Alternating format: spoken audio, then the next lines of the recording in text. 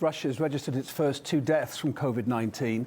So far, it currently has 840 cases, with more than half of those infected here in Moscow. All international flights now are set to be grounded from tomorrow, except for those bringing citizens back home.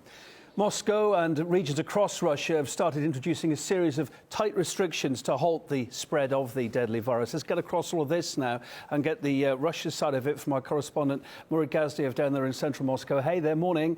Well, first off, what do we know about these 2 patients who've died, Murad?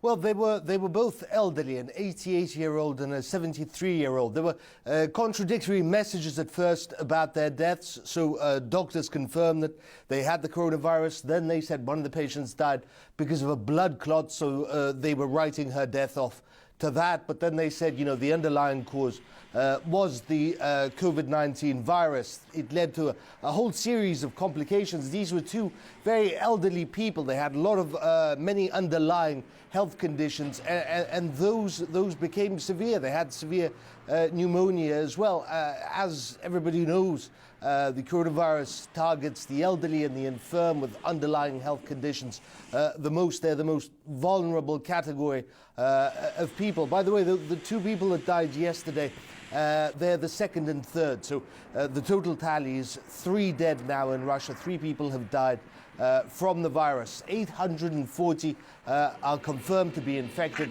all around the country, and that has grown in the last week or so, doubled in fact.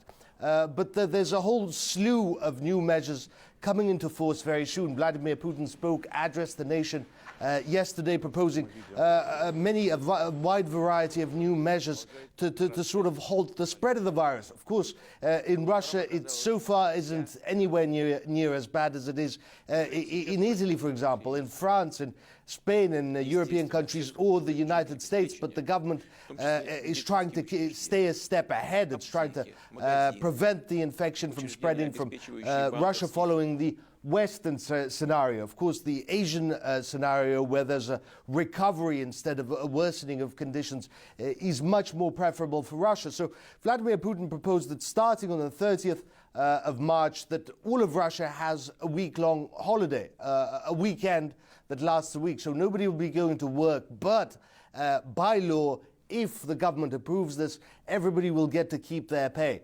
They're also going to raise the minimum wage, unemployment benefits, capital for money handouts for families with children, maternal capital it's called in Russia.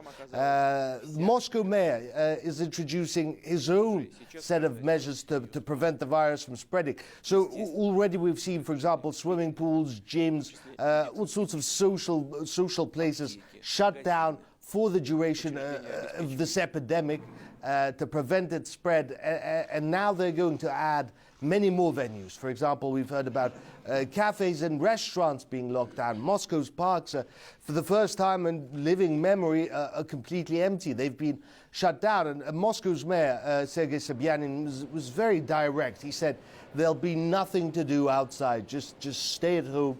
It's for your own good. It's for the good of everyone else. So there's certainly a lot of, I wouldn't call it fear, but there is tension in Russia. And there is a feeling that, hope for the best, but prepare for the worst.